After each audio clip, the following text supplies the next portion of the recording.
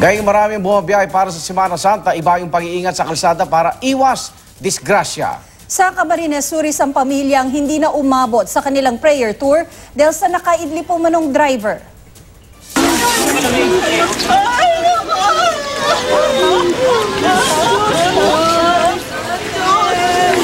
Ang dapat sana'y makabuluhang lakbay kabataan prayer tour ng pamilya Suwalibyo, nauwi sa malagim na disgrasya.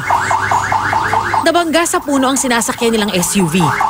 Sa tindi ng impact, wasak ang harapang bahagi ng sasakyan, natanggal ang isang gulong ng SUV, habang ang mga sakay hindi makagalaw. Guys, galaw kape.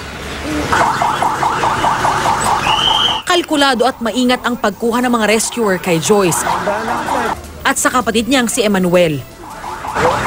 At sa nanay nilang si Mila Flor. Ang isa pang anak na si Mika ang pinakanapuruhan. Idineklara siyang dead on arrival sa ospital, habang ang padre de pamilyang si Roleto na nagmamaneho noon, nakaligtas.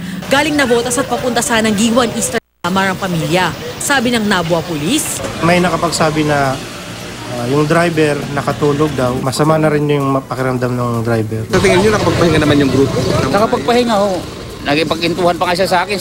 sa San Carlos, Pangasinan naman, sumemplang ang isang motorsiklo. Rumesponde ang mga tanod sa rider na si Eddie Movida Jr. Isasakay na sana ang biktima sa ambulansya nang biglang inararo sila ng isa pang sasakyan. Ang isang sugatan, naging 6 dahil sa sumunod na aksidente. Nabangga pati ang ambulansya at 3 nakaparadang motorsiklo. Si Movida napuruhan lalo.